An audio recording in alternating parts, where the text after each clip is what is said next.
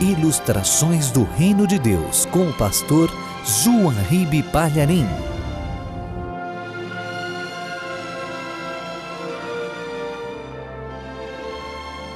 Vocês já viram aquelas pontes elevadiças que se abrem na metade para o navio passar? Nos Estados Unidos é muito comum, e foi lá que aconteceu esta história que eu vou te contar. Um homem trabalhava comandando uma destas pontes, e ele tinha um filho pequenininho, de 5 anos, que sempre que este pai ia trabalhar, o menino pedia: "Pai, me leva, deixa eu ir junto." E pegava no pé do pai, queria ir de todo jeito, e o pai dizia: "Não, meu filho, não é bom. Ah, pai, me leva." Aí teve um dia que esse homem foi escalado para trabalhar, e o filhinho suplicou: "Pai, deixa eu ir, deixa eu ir, deixa eu ir." Pediu tanto que o pai falou: "Tá bom, vai, se arruma, vamos comigo." E este pai levou o menino de 5 anos lá para o trabalho dele.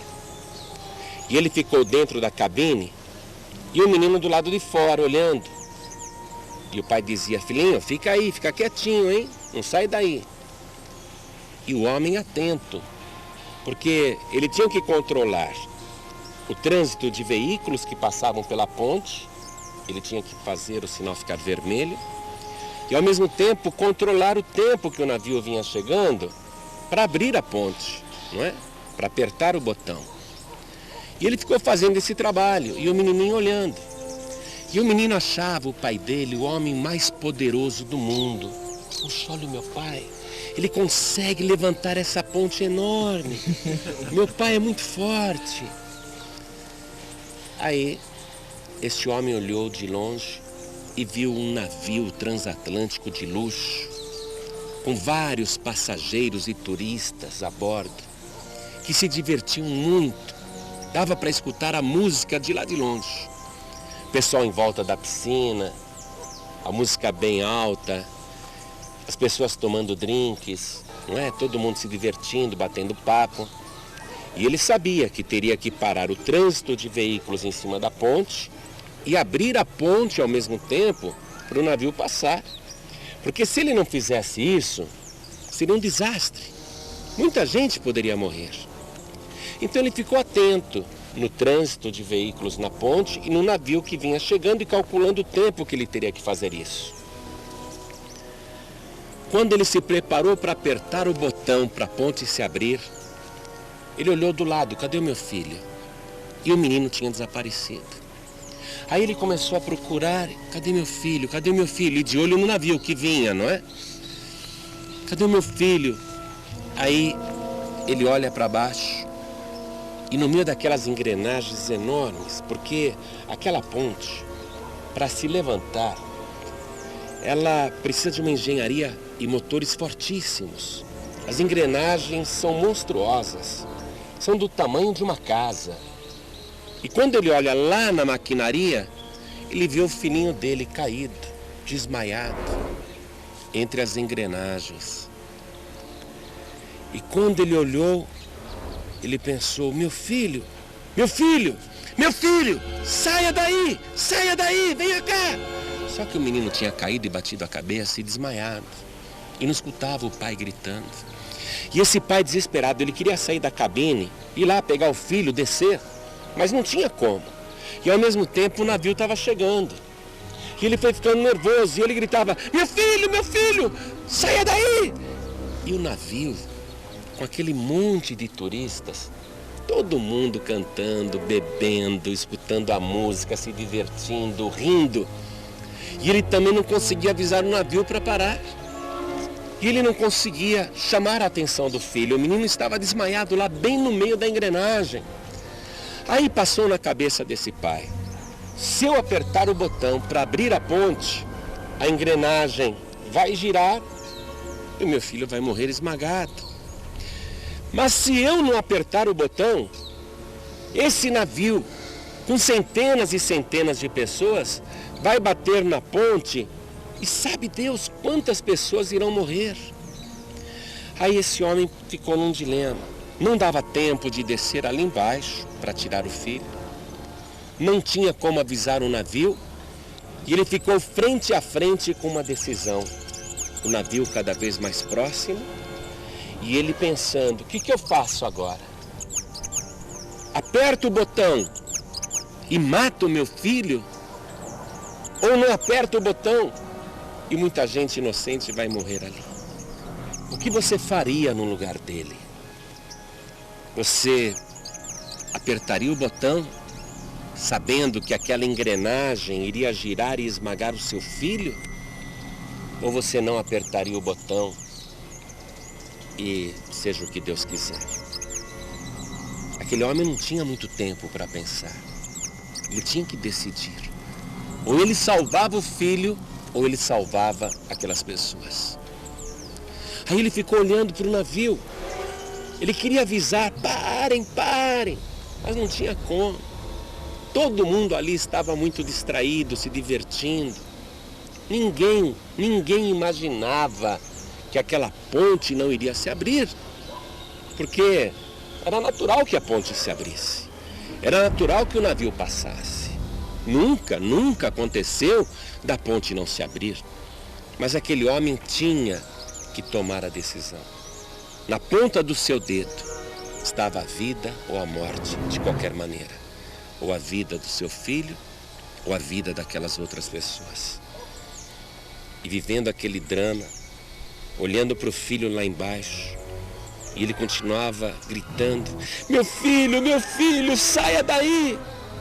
E o menino não ouvia, estava desmaiado. E o navio se aproximando, e o filho dele não se mexia. E ele tinha a esperança que no último minuto o menino acordasse. Que no último minuto o menino saísse dali. Ele ficou esperando esse milagre. Só que o milagre não aconteceu. O navio começou a tocar a sua buzina, não é? Para a ponte se abrir. E ele, no último momento, tomou a decisão. Ele apertou o botão olhando do lado. E sabia que estava naquele momento condenando o filho à morte. O único filho que ele tinha. Ele sabia que aquele ato estava custando caro demais. Mas ele tomou a decisão que para ele parecia a mais certa. Ele preferiu sacrificar o próprio filho do que colocar aquelas pessoas em risco de morte. E a ponte se abriu lentamente. Aquele homem ficou olhando o navio passar. As pessoas no convés em volta da piscina, rindo muito, brincando, se divertindo, pessoas mergulhando, pessoas bebendo, a música super alta. E ninguém naquele navio estava se dando conta do sacrifício que aquele pai tinha feito para salvar os passageiros. Ninguém sabia, ninguém imaginava que aquele homem estava sentindo uma dor tão grande e que o sangue do seu filho tinha se misturado com o óleo das engrenagens. O navio foi passando, as pessoas continuaram rindo muito, se divertindo. Ninguém imaginou o desastre do qual haviam escapado e todos continuaram seu caminho. Enquanto aquele pai continuava com a sua dor. Ele sabia que para aquelas pessoas viverem, o filho dele teve que morrer. Eu estou te contando essa ilustração do reino de Deus, porque isso nos leva a uma reflexão. O pai desta história representa Deus. O filho desta história representa Jesus Cristo. O navio representa o mundo. E os passageiros do navio, cada um de nós. Nós estamos aqui, nessa embarcação. Nós não nos damos conta de quanto custou para o Pai Celestial salvar a humanidade. Porque nós estamos aqui nesse mundo, a gente bebe, a gente fuma, a gente se diverte, a gente dança, a gente vai para a balada, a gente leva a vida, casa, separa, casa de novo, se diverte. E nós estamos no mundo e não percebemos a dor que Deus sente por ter sacrificado o seu único filho para nos salvar. E Deus teve que fazer uma escolha dessa. Ou ele poupava o filho dele na cruz do Calvário e deixava o mundo ser condenado, ou ele sacrificava o próprio filho para nos salvar. E quando você pensa nisso, você imediatamente imagina, mas por quê? Por que Deus teria que sacrificar o seu filho para nos salvar? É porque a coisa foi estabelecida assim. E não há outro jeito.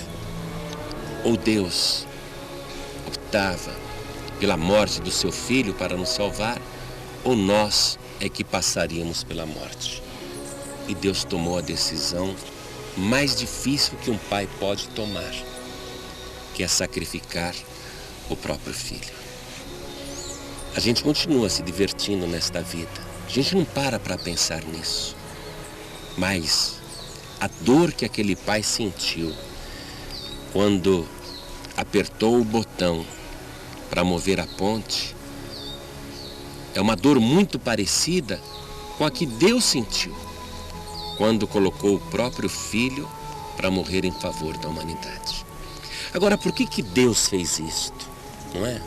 Porque Deus podia falar, não, nem conheço ninguém do mundo, ninguém está nem aí comigo, a humanidade que morra, eu vou salvar o meu filho. Agora, por que Deus fez esta escolha? Preferiu sacrificar o filho do que a humanidade. Tem um texto no Evangelho que foi o próprio Jesus quem disse. Ele falou assim, porque Deus amou o mundo de uma tal maneira que deu o seu Filho unigênito, para que todo aquele que nele crê não pereça, mas tenha a vida eterna. Nós podemos continuar por esta vida nos divertindo, sem pensar no sacrifício que Deus fez e na morte de Jesus. O navio vai passar do mesmo jeito. Mas nós podemos também parar um pouquinho e pensar no grande sacrifício de Jesus ao morrer por nós. A diferença entre Jesus e o menino desta história é que o menino da história estava desmaiado e não sabia que ia ser sacrificado por causa dos passageiros do navio.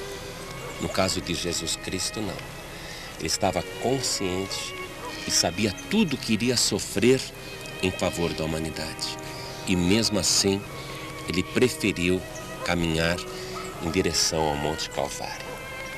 Você que está assistindo esta ilustração do Reino de Deus, que compreendeu agora a dor que o Pai Celestial sentiu em sacrificar o seu único filho, você pode fazer valer a pena a morte de Jesus ou pode continuar indiferente, porque o que mais dói neste caso é a indiferença. Quando Jesus estava na sua última semana de vida, ele se encontrava na cidade de Jerusalém. A cidade estava lotada de peregrinos do mundo inteiro, pessoas de todas as nações. E estas pessoas passavam por Jesus. Todas estavam preocupadas com a Páscoa e não reconheciam que Jesus era o Cordeiro daquela Páscoa. Não reconheciam em Jesus o Filho de Deus, que iria morrer em favor da humanidade. Jesus Cristo morreu. A história é triste, mas teve um final feliz.